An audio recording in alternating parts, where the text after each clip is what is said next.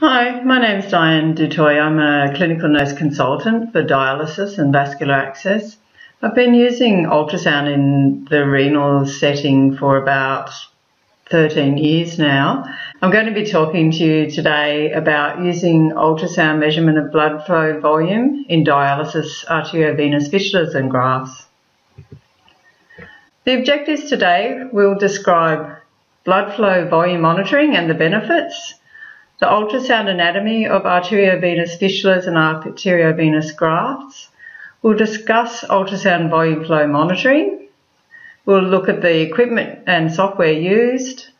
We'll look at understanding colour and pulse wave Doppler. We'll look at performing the actual volume flow calculation. We'll look at some results and some clinical pearls from my experience.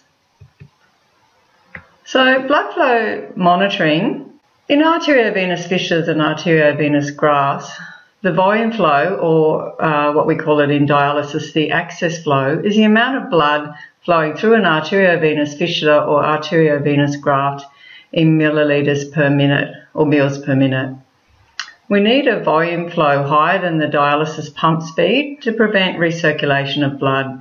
So, for example, if the volume flow of an arteriovenous fistula was 300 mils per minute, but we wanted to set the pump at 350 mils per minute, we wouldn't be providing enough blood for the pump to function, or we would be causing recirculation. So we do need to have a volume flow that would support the amount of blood that we need to put through the dialysis machine.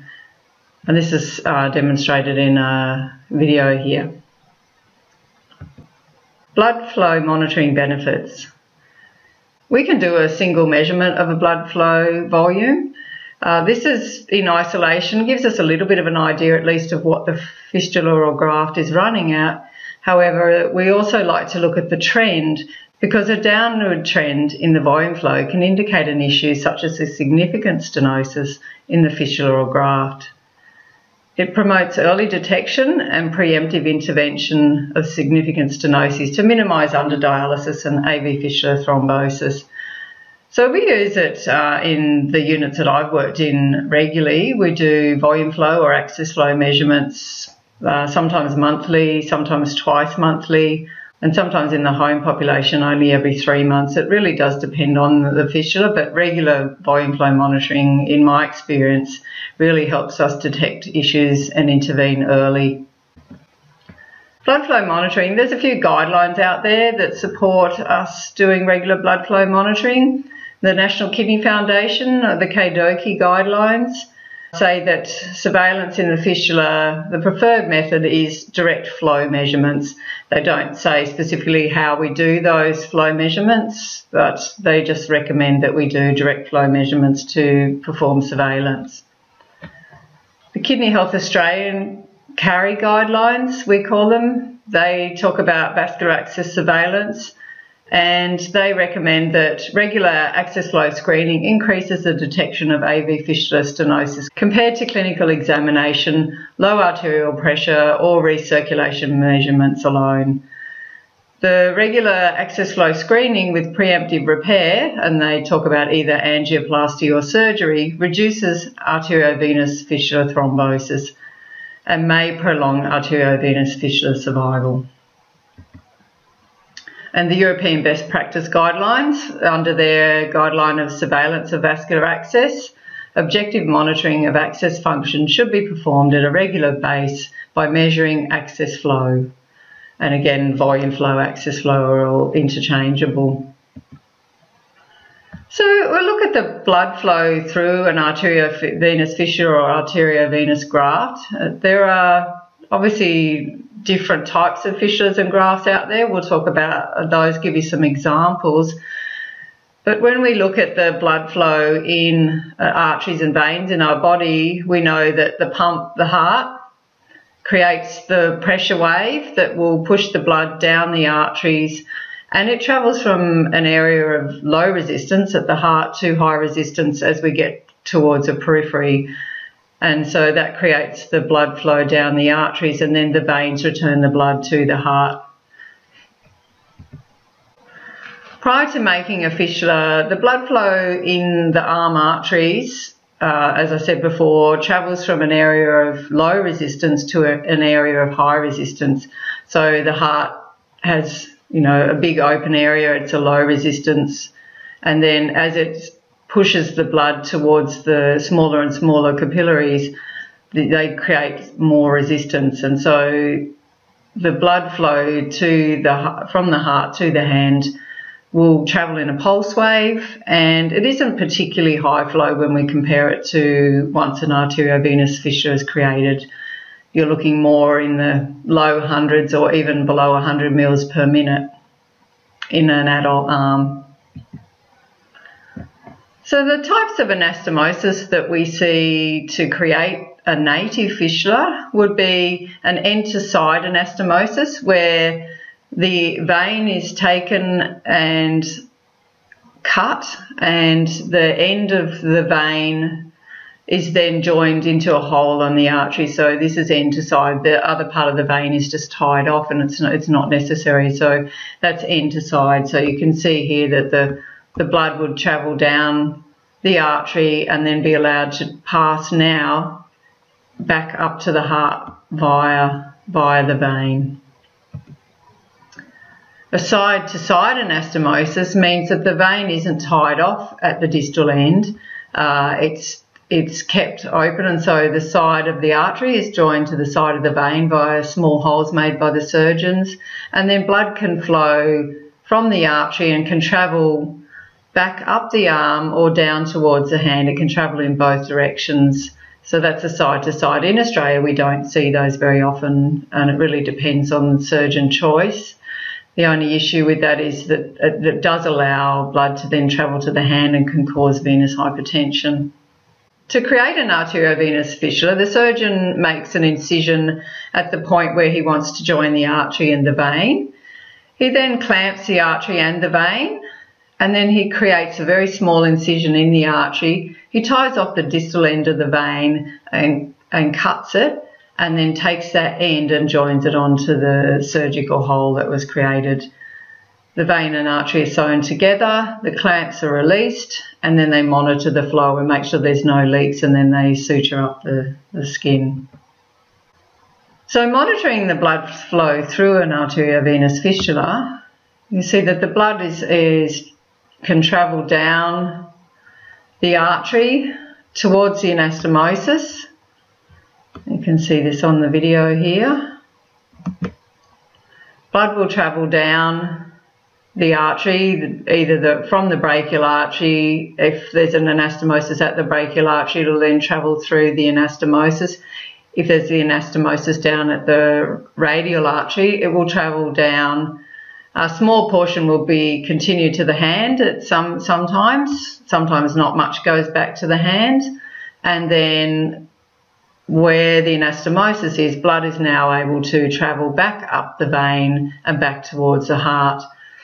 Once we've done that creation and we allow the blood to go through that anastomosis and back up to the heart, what we've done is we've created a low pressure system now, which allows more blood, because of the drop in resistance, more blood will now start to flow down the artery, but also back up the vein and towards the heart. So we'll start to see the artery dilate and the vein dilate, and the flow of blood increase dramatically, sometimes over 1,000 mils a minute. It really depends on how big the anastomosis is, how good the arteries are, and how good the veins are. And so when we check the flow of blood through a fistula, what we're doing is checking if there's an issue with either the pump, the heart, the arteries, or the outflow veins. So the volume flow measurement doesn't particularly identify where the issue is, but it does tell us if there's an issue.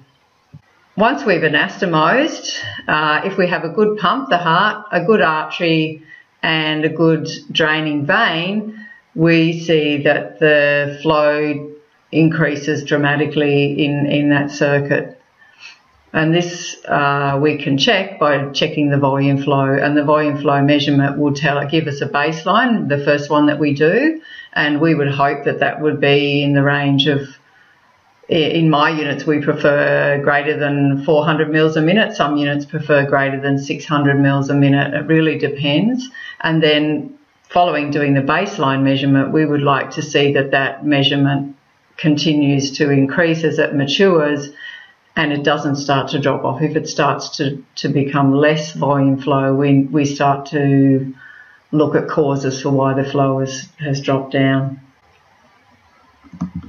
So if we look at this, the inflow and the outflow, when we talk about inflow and outflow with an AV fistula or an AV graft, we usually refer to the inflow as the arterial inflow, so whichever is the feeding artery, and then also just running into the anastomosis is the area that we would all refer to all of that as inflow. And then outflow, we refer to the vein all the way to the heart. So all of that is outflow vein. So when we talk about an inflow problem or an outflow problem, that's sort of the areas that we're talking about. So on this diagram, you can see that the inflow artery is the brachial artery. It's feeding through the anastomosis, and again, we would continue to call that inflow in dialysis. And then the vein that we would be puncturing for needling and all the way up to the heart would be the outflow. So inflow, outflow. We're just going to look a little bit at the actual flow through the vessels. So the blood flow through the fistula or any vessel in our body has a pulsatile flow, but the pulse varies depending on the resistance in the vessels and the pulse wave created by the heart beating and how it dissipates throughout the body. But it also is affected by any kind of resistance. So if we look at the anastomosis on a native fistula, that creates some resistance and turbulent flow as the blood flows around. And then a nice straight segment vein like here or an artery, we tend to see more laminar flow where the blood cells tend to run in a nice laminar line. And you'll get a little bit of turbulence along the edges, particularly if the flow is very fast, but you tend to see that the flow is fairly laminar and there's not a lot of swirling because the blood cells or the blood's not hitting resistance and swirling around. So this is sort of an image of what I would call laminar flow or fairly straight line flow. Whereas you can see in this vessel is another example of what we would call non-laminar flow or restricted flow, where it's travelling through some resistant areas or some narrowing. When blood is running through a tube and then there's some narrowings in it, that can either be from plaque or what we call neointimal hyperplasia, which causes a lot of the vein stenoses. Once that narrowing gets to less than 50%, you start to see some changes in the flow, the volume flow of the blood, because it causes a resistance that slows down the flow in the blood. So you can see here that this vessel has some narrowings in it, and that flow then not only becomes slowed down, it becomes a bit more turbulent as it hits all of those areas of narrowing. So that's not as laminar. So as blood flows through a narrowing, the blood flow needs to increase in speed. So sometimes you'll see an ultrasound, a formal ultrasound, that'll talk about the velocities.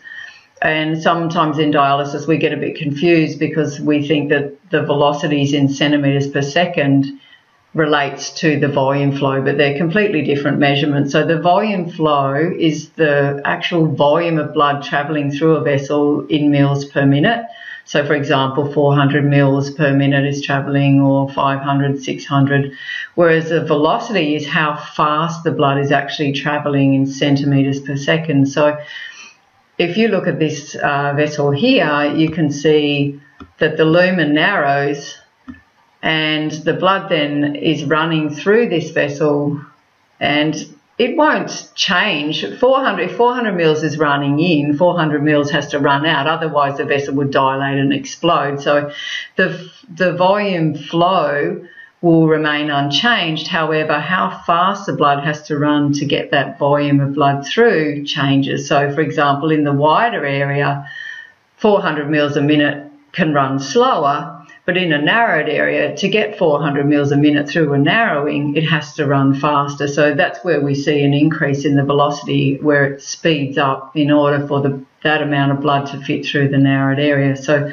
that's the difference between velocities and volume flow. So that, though, allows us to then measure a volume flow of any kind of fluid travelling through a container, a pipe or a tube or a vessel, a blood vessel.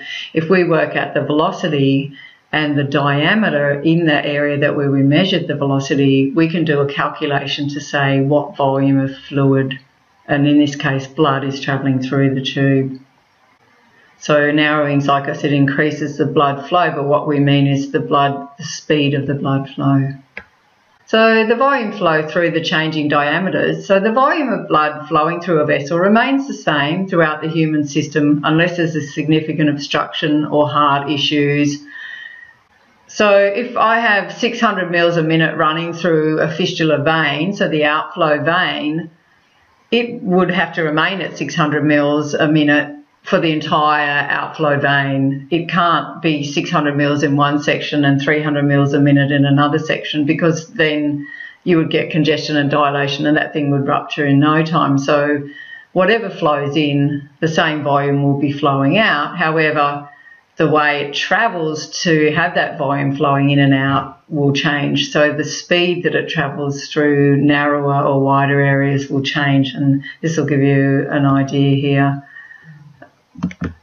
So if we look at this 600 mils of fluid travelling through this fairly straight piece of vessel, we'll say this is the artery, and the artery stays at 6 mils, so the 600 mils of fluid will stay the same velocity because it doesn't need to speed up or slow down because it's the same diameter, so it can fit through just as easily. But the wider it goes, so if it went to 12 mil in diameter, the 600 mils a minute would have to travel a lot slower because you'll get a lot more blood through. If we look at the changing diameters here and the blood travelling through in this video, you can see that as the blood goes into the wider sections, it can travel slower to get, for example, say this was running at 600 mils a minute. The 600 mils a minute travelling through this section is a lot slower than the 600 mils to get through the narrowed sections that you can see there. So it does need to speed up. So that means that the velocities through the narrowings increase. And when we measure the velocities, we need to be really cautious that we measure the diameter that relates to the velocity measurement. So if I do a velocity measurement, for example, here, but measure the diameter here, my calculation is going to be completely wrong. So I must do my velocity measurement exactly in the same area that I've done my diameter measurement. So that's a really important thing to do when you're doing your volume flow measurements. So volume flow measurement utilising ultrasound. So we know that there are a few different ways to do volume flow measurements. In dialysis, in most units we're familiar with a couple of them. Dilutional measurements, where we'll either use an ultrasound and saline as our dilutant, or we'll use warmed dialysate as our dilutant to measure the volume flow. We can only do that on dialysis. So another way that we can do it is to measure it utilising ultrasound. So as I've talked about before, the volume of blood flowing through a vascular system can be estimated by measuring the velocity in centimetres per second and the diameter where that velocity was measured. So as I said before, it needs to be very carefully measured. And so this is a little tip to make sure that when you're doing ultrasound volume flow measurements, that you're doing them as accurately as possible.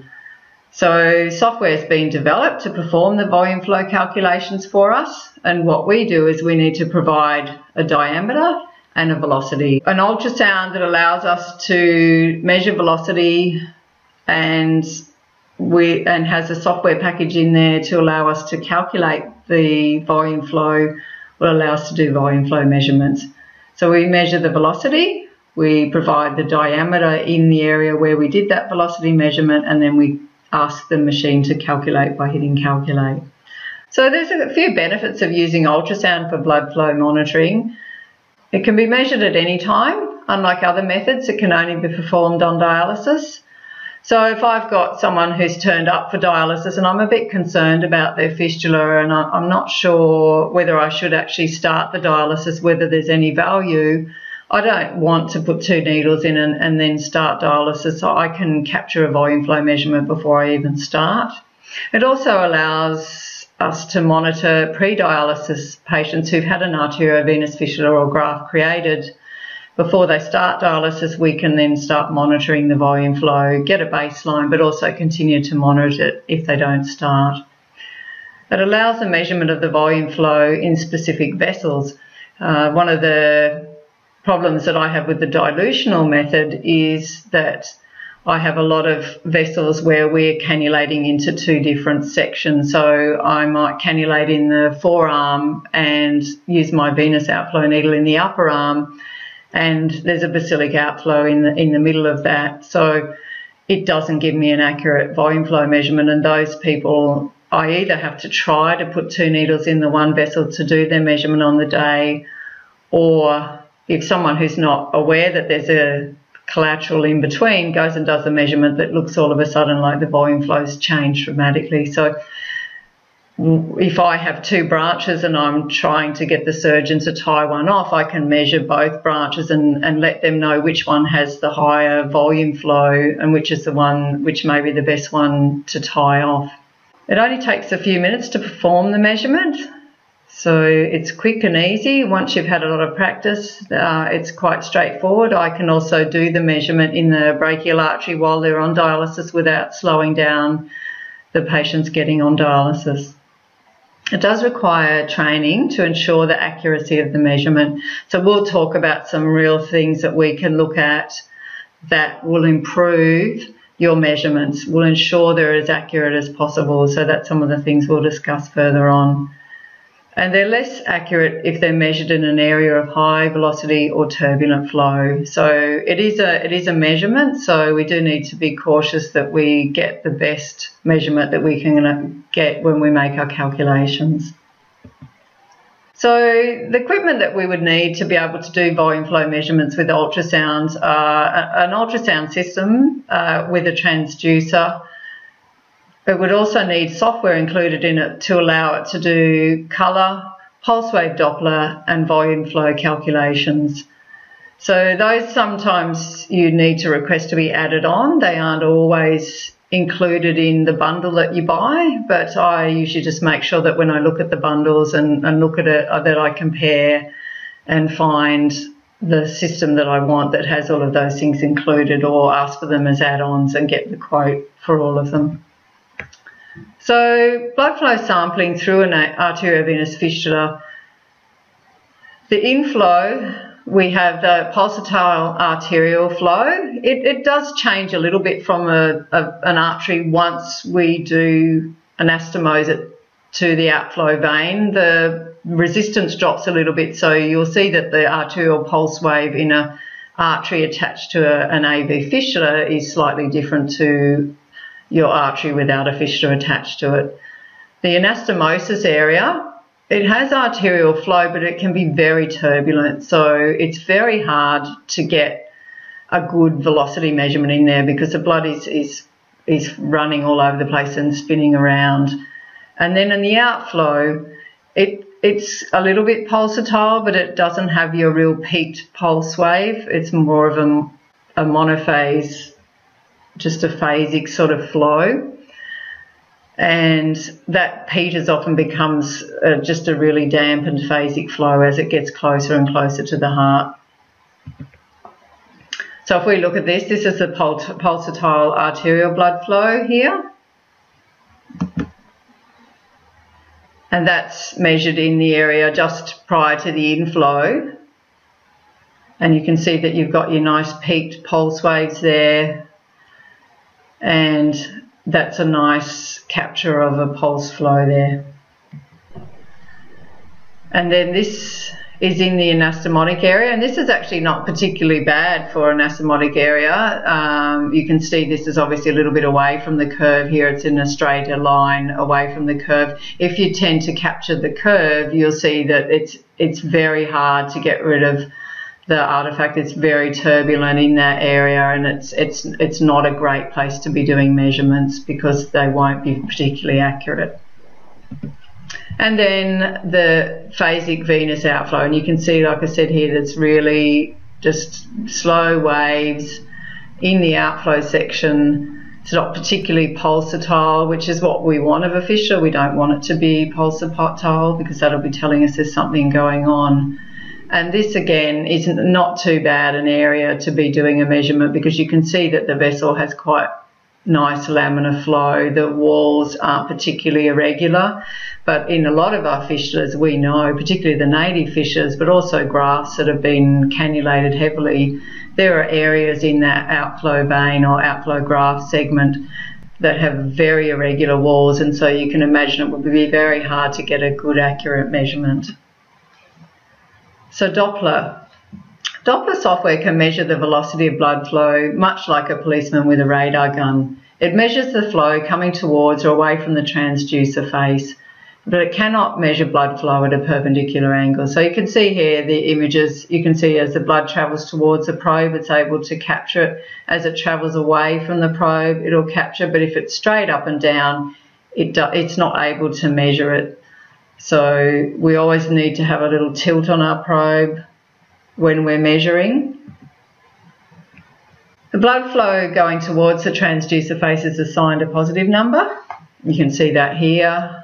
There it's 18, and the blood flow going away from the transducer is given a negative number, so negative 18.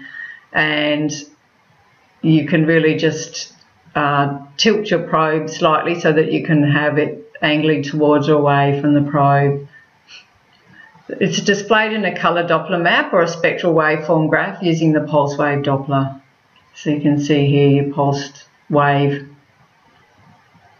which is a nice pulse wave there. And again, once you start to do the measurements, you'll know that you're getting a really good reading when you have these really nicely defined pulse waves. So if we look at this sample of Doppler measurement, the blood flow towards the transducer, the arterial flow, you can see that I have the transducer tilted here, and any blood travelling towards the transducer would be displayed as red, and that would give us an image that would look red. And then the venous flow is travelling away from the transducer, and so it's assigned a blue colour or a negative number. So that's one way. You can see in this second example, the probe is now tilted in the opposite direction, and you can see there that the arterial blood would be flowing away from the transducer and the venous blood would be flowing towards the transducer. So in this scenario, the arterial blood would be assigned a blue colour and a negative number, and the venous would be assigned a red or a positive. So it really just depends on your decision of which way you want to tilt your probe or which way the colours will show. You can also invert it so that if you prefer to always have your arterial as red and your venous as blue and you've got it tilted the wrong way, you can invert it so that it reflects that. Then when you do perpendicular, with the transducer perpendicular, the system can't tell what is to away and what is from, because you're pointing completely at 90 degrees, so you can imagine there that it can't tell what's travelling to or away, so it's not able to assign it a colour or anything. So it'll display no colour on the spectral waveform. So you need an angle. So when you're doing your measurements, we're used to in dialysis tending to just use B mode, so we're not that familiar, and we tend to forget that we do actually need to tilt our probe so that we can then work out which is towards and which is away, and also then be able to do a flow measurement because it needs to be able to measure the velocity. So you can see here that the probe on the arm, it's pressing down a little bit, and you would need to do what we call heel to toe, which would be to push one side, and you can see the video here, one side tilted so that means that blood would either be flowing towards or away from it. Always angle with the vessel and angle the colour box. It's important to remember that if we're doing this, if we don't have a lot of gel, we tend to be pushing down on the skin, and that's not such an issue with an artery, which doesn't tend to compress easily, but with our fistula veins, which are soft and low pressure, we can actually compress the vessel and change the flow dynamics. So it's really important that we have a lot of gel so that we're able to create that tilt without pushing down on the vessel and compressing the vessel. So colour Doppler, the velocity is actually displayed in a colour map in centimetres per second, and this is adjustable. So the venous or low flow states and the arterial high flow state. So aliasing occurs if flow is faster than the set scale. So we need to adjust our scale. So if the flow is really fast, we need to adjust up to capture that. So you can see here there's aliasing. So the scale's been set too low for the true velocity flow. So what it's doing, and you can see here the flow here is 7 centimetres per second or -7 centimetres per second, and you can see there's a lot of aliasing here. So we need to be adjusting this so that it's higher, maybe 18 or higher. We just keep adjusting until we get a nice laminar flow and we don't have all that yellows and whites and blues. We want to get just the all blue or all red. Sometimes the turbulence and the velocity is just too high and we struggle, but usually we need to adjust that so that we really get that correct. So aliasing is often seen in turbulent flow or when your scale is set too low. So when you put it on, just set your scale, adjust it to ensure that you get it to the best you can. So velocity may also be displayed and measured using pulse wave Doppler, shown on the spectral waveform. So it's measured in centimetres per second, and aliasing may also occur if the scale is set too low. So again here, you can see that over on the side here it's got the scale of velocity in centimetres per second. And again, if this is adjusted too low, you'll find you'll get aliasing. So you need to set it so that you get the whole sort of waveform in the screen. So you may need to dial it up or down so you can adjust that. So I've talked a little bit about ultrasound volume flow measurements and the importance of accurate measurement. When it is a user-dependent method, if we are measuring our diameters incorrectly or we're measuring into areas with a lot of turbulence and aliasing, we may not be getting the best measurements that we can get. So there's some tips that I've got. So number one is avoid turbulent areas like the anastomosis or anywhere with irregular walls or an irregular diameter vein. You can imagine, for example, here, if I was to try and do a velocity measurement here and then do the diameter, and I was just a millimetre left or right of where I did the velocity measurement, the turbulent flow would mean that my measurements could be slightly out. And we know that if we measure the walls incorrectly, we may end up with an incorrect volume flow measurement. It's harder to get an accurate diameter measurement if we're choosing these irregular walled areas, so particularly where we're cannulating or in the anastomosis area where it's curved, you know, we may not measure directly the diameter that we should be. So there's an increased risk of operator-dependent variability in those areas. So, you know, we really need to be looking at areas that have a nice straight wall. So turbulent flow may also cause the velocity measurement to be less accurate. So again, if the blood is travelling along the vessel, if it's travelling along and then it starts to roll around in these sort of wider walled areas, it's not going to be as accurate as if it's travelling in a straight line towards and away from the probe. So it's important that we try to pick areas where there's less turbulent flow and make sure that we're really getting the best velocity measurements. Then also soft aneurysmal vein, it's easier to accidentally compress it during the measurement. So your big dilated veins, just a little bit of pressure from your probe or trying to do your heel toe, that tilt will change the diameter and change the way that the blood's flowing through that vessel and then may mess with our measurements. Inflow measurements are more accurate than outflow measurements. So I recommend using the inflow arteries, particularly the big brachial artery, to do your volume flow measurements because you've got a nice laminar flow. The walls are fairly regular and it's a lot easier to do an accurate measurement into those areas. The only thing is obviously that the amount of blood running down a brachial artery is slightly different to the amount that's running in the fistula. But when we're talking about doing trends of volume flow measurements where we're looking at a trend which maybe, for example, it was 1,000 mils a minute 5 months ago and then it was 800 mils a minute, then it was 600 mils a minute, we know something's going on. So when I'm looking at trends, it's not particularly an issue because whatever's running down the brachial artery, those sorts of flows, if it slows down, it's because the fistula is slowing down. It's not because the feed to the hand is slowing down. So performing the measurement, it's really important with any ultrasound that we follow the same principles of ergonomics, that we make sure we set the environment up really well, make sure that the arm or the leg that we're planning to scan is in our line of sight of the ultrasound. We're not having to try and turn around to look at the ultrasound, that we line it all up. And also seat yourself and have yourself at the right height so that you don't cause any strain to yourself. Scan the arm, the artery and the vein.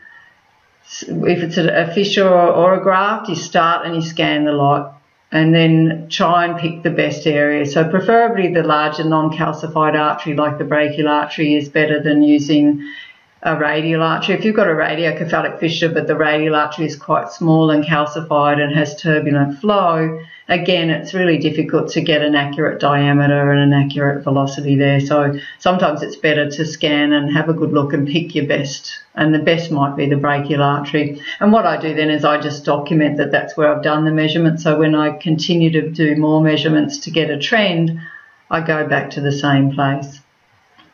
Use a light touch. Remember not to compress the vein or it will distort the measurements. Use lots of gel to allow you to angle the probe in the gel without compressing the low pressure veins.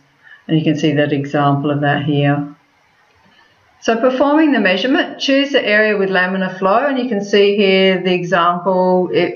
Preferably we'd like it to be all red or all blue, whichever way you're around, whichever way you've got it, and not like this. If I was doing a measurement in here, or if I saw a volume flow measurement and this is what it looked like, I would be a bit suspicious that it was accurate. So measure the volume flow in the artery or any laminar segment of the graft, the fistula, the vein segment. It's good to do both if you're doing a baseline, and if you have two big branches, it's good to measure both branches if you can. But if it's not possible to get a segment of outflow vein that's really suitable, I just avoid doing it altogether and just do the brachial artery, but it really is dependent. But then make sure that you note where you did the measurements. Don't just put inflow or outflow. I would put, brachial artery 2 centimetres above elbow crease, or outflow vein mid forearm, things like that, so that we knew that we were measuring in similar areas. And just a tip, the flow in the brachial artery will not be less than the flow in the outflow vein. So if you measured a brachiocephalic fistula and you measured the outflow cephalic vein volume flow and it was 1,000 mils a minute, and then you measured the brachial artery and it was 500 mils a minute, we know that that's not possible, because the flow to the fistula has to have come from the brachial artery. So the brachial artery can't be running at 500 mils a minute and then have the fistula running at 1,000, because all the fistula flow has to come from the artery. So that's a good way to test, so sometimes doing the inflow and outflow is good.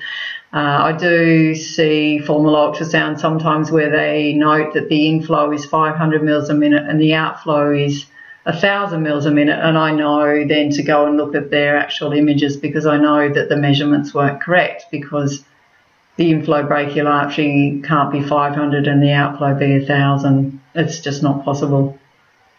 And usually what I find then is that they've measured the outflow just at the anastomosis in a very turbulent area. So actually performing the volume flow measurement. So this is a video here of performing the measurement. So performing the volume flow measurement. So this is just a video of actually performing the measurement. So you capture the image. I'm not going to talk about the steps to do the volume flow measurements in this video, because different ultrasounds are different. So I just recommend that you look at your manual, or you speak to the rep if you've not done them, or speak to a sonographer who'd be happy to train you how to do the measurement. But basically, you would just need to use the ultrasound to measure the diameter, capture the velocity, and then calculate the volume flow measurement. It's really important. I prefer to do my measurement of my blood vessel in B mode without the colour, because sometimes the aliasing in the colour can make it hard to get the true diameter of the vessel. So I think it's really important, if possible, to do your diameter measurement in B mode without colour superimposed, because that can make it a little bit tricky.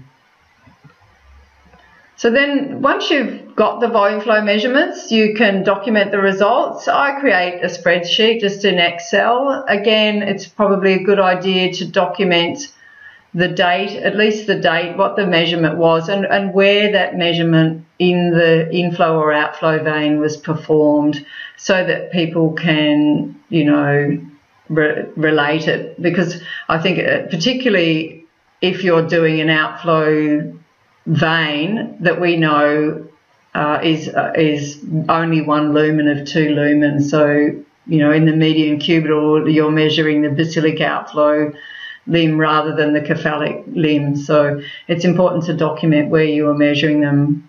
Or if you're just doing the brachial artery, then it's good for the next person measuring to make sure that they do the same. A single volume flow measurement has a lot less value than a trend. If I have a one-off measurement and it's 600 mils a minute, if it was always 600 mils a minute, I wouldn't at all be concerned. But if it was 2,000 mils a minute 6 months ago and all of a sudden it was 600, that's much more concerning. So it's really important to do these measurements regularly. So routine surveillance, you know, part of your surveillance is to do them routinely. It will not only help you intervene appropriately, it will also stop you from intervening inappropriately. Because if you are constantly measuring and it's always 600, you less likely want to go ahead and do something because it's actually been stable.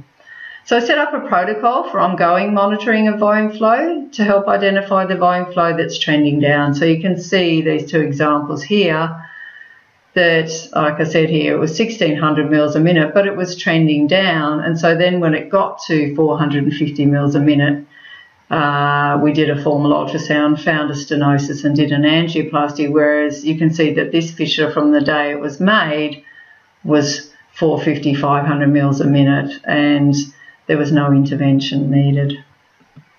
Just some clinical pearls. The first one would be plan your measurement site. So really look at each individual arteriovenous fissure and graft. Look at whether it's a radiocephalic fissure or if it's a brachiocephalic fissure. Scan the entire inflow artery and outflow vein or veins and pick the best sites for measurement. Look at if it's a brachiocephalic or a radiocephalic fistula. And then also look at the documentation and see if there's been volume flow measurements with ultrasound before, where were they doing those, and see whether it's important to stay in the same sites, or maybe it's not possible anymore because the outflow vein has been overcannulated and is now quite dilated and unusual. So avoid turbulent areas, so particularly the anastomosis in that area there, it's very turbulent, or any any stenotic areas or where it bifurcates or big aneurysmal areas and things like that. Avoid anywhere where the vein walls are very jagged or change dramatically. Again, it's very hard to get an absolute diameter where you did the velocity measurement when you do that. Don't compress the low pressure veins. Again, if you compress your vein slightly, it's no longer a circle, and then your diameter measurement is going to be incorrect. So it's really important that you use a lot of gel, and when you do your heel to toe to get the flow to and from the probe, you're tilting it in the gel, not pressing on the skin and compressing the vein and causing a variation in the velocity or the flow. The flow in from the artery will not be less than the flow in the outflow vein, so that's important. If you're doing a radial artery inflow, then the flow in the fistula can sometimes be slightly more, because there can be blood coming from the ulnar artery and through the palmar arch and back up through the fistula. And that's why, if possible, I try to stick to the brachial artery if I'm trying to look at comparison, because I know that everything that goes down the brachial artery is going to feed the fistula in some way or another. And if my outflow measurement is more than my inflow measurement, I know I'm not getting it right. While learning the skill, compare your measurement with other volume flow measurements such as dilutional methods, if you've got those available to you in your unit. I used to use the ultrasound dilution method and then compare it to my ultrasound volume flow measurements to just sort of as a double check to make sure that I was doing them correctly. And I found that they were very, very similar. I didn't find much variation once I got my technique down pat. Just be mindful that sometimes we have been doing the dilutional measurements and there's been a branch in between, so our dilutional measurements were actually not correct. So be really mindful of the anatomy of the fissure that you're doing. So if you're doing an ultrasound measurement of the area where you're cannulating and it comes up at 600 mils a minute, and then you do a dilutional one and it's always over 1,000, have a look. Then probably is a collateral or a branch between, and so your dilutional one's actually been incorrect all along. So that's really important to know your anatomy. So that's all the clinical pearls. The best thing is to get the ultrasound and practice. I like to measure my pre-dialysis patients, use a brachial artery and get my technique down pat with the brachial artery, because it's a nice vessel to measure, because it's got nice laminar laminar flow, and the walls are nice and straight. And then, you know, with the new fistulas, they do still have nice straight walls and laminar, but they can be soft, and you do need to be mindful. But it's good to practice on them, doing your heel to toe, using lots of gel and not distorting the vein when you're doing your measurements. And then when the people are on dialysis, so that you're not interfering with their dialysis time, I put them on dialysis with their needles in, and then if it's possible, I do ultrasound measurements of their brachial artery, so that I can still get in and do that even though the needles are in, they're not in the way, and I can do the brachial artery measurements without making them wait to start on dialysis. So practice, compare it with other methods, and speak to other nurses who've maybe used it before, or go and visit your sonographers in your ultrasound department and see if they'd be prepared to sit with you to do some practice with them. Thank you for your time.